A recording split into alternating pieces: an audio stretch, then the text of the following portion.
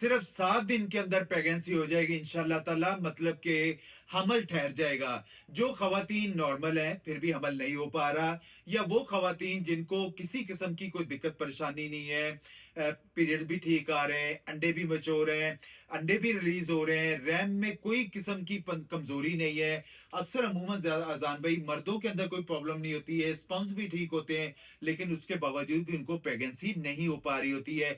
Medication के अंदर, medical के अंदर जाते हैं तो उनको इंग्लिश मेडिसिन दिया जाता है, जैसे फॉलिक एसिड है, जैसे सरबैक्स है, एवियन वगैरह दिया जाता है, तो वो बेचारे मायूस हो जाते हैं, उनको प्रेगनेंसी नहीं हो पा रही होती है। मगर इस हर्बल रेमडीज के इस्तेमाल करने के बाद अल्लाह पाक के फजलो करम से फौरी तौर पर प्रेगनेंसी होगी, फौरी तौर पर हमला होगा, और वो भी 7 दिन के अंदर इंशाल्लाह ताला अमल होगा। लेना क्या, आप लोगों ने नुस्खा इस्तेमाल करें, इसके इस्तेमाल से इंशाल्लाह ताला आपके मसाइल भी हल होंगे और हमल भी हो जाएगा।